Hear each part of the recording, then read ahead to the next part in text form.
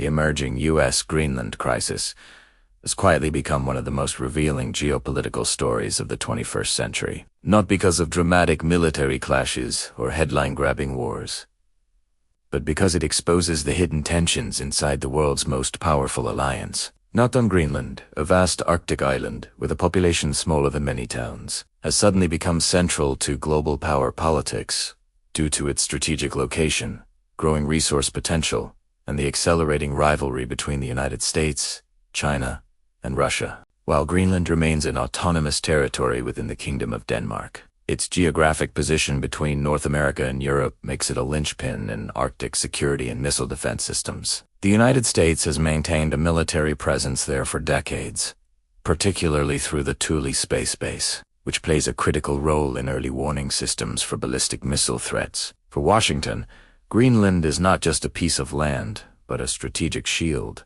a listening post, and a forward base in an increasingly contested Arctic region. However, as U.S. strategic thinking has shifted toward great power competition, especially against China and Russia, American interest in Greenland has intensified, triggering alarm across Europe and raising uncomfortable questions about alliance unity, sovereignty, and power imbalance within NATO.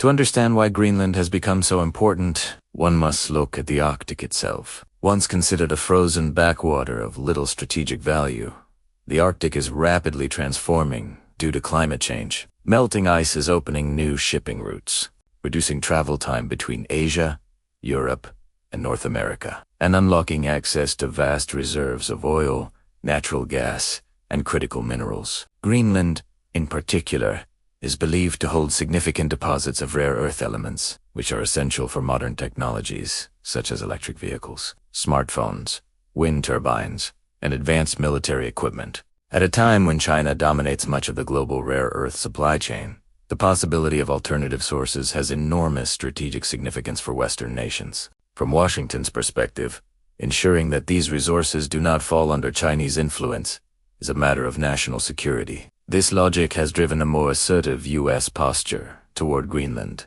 framed publicly as cooperation and security partnership, but increasingly perceived in Europe as pressure and overreach. The situation became more sensitive when U.S. political leaders openly discussed the idea of acquiring Greenland or expanding American control over its affairs. Although such statements were sometimes dismissed as rhetorical or symbolic, they sent shockwaves through Europe. Denmark, a long-standing NATO ally, made it clear that Greenland is not for sale and that its future can only be decided by Greenlanders themselves. European leaders rallied behind this position, emphasizing respect for sovereignty, international law, and alliance norms. A willingness by the United States to prioritize its strategic interests, even if it meant disregarding the sensitivities of smaller allies. This perception struck at the heart of NATO's foundational principle of equality among members, regardless of size or power. NATO has always been an asymmetric alliance, with the United States as its dominant military and economic force. However,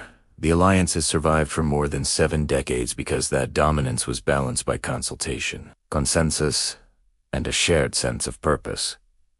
When a powerful ally appears to pressure a weaker one over territorial and strategic matters, smaller NATO members begin to wonder whether their sovereignty would be fully respected in moments of crisis. While larger European powers worry about being sidelined in decisions that affect continental security, this internal friction is particularly dangerous at a time when NATO is already under strain from multiple directions, including differing threat perceptions, defense spending disputes, and diverging approaches to China. Although Beijing does not have a direct territorial presence in the Arctic comparable to Russia or the United States, it has declared itself a Nearctic state and invested heavily in Arctic research, infrastructure, and partnerships. Greenland has attracted Chinese interest in mining projects and infrastructure development, raising alarms in Washington about potential dual-use facilities that could serve both civilian and military purposes. For the United States, preventing China from gaining a foothold in Greenland is a strategic impact. Yet European leaders often view Chinese involvement through a more economic and regulatory lens,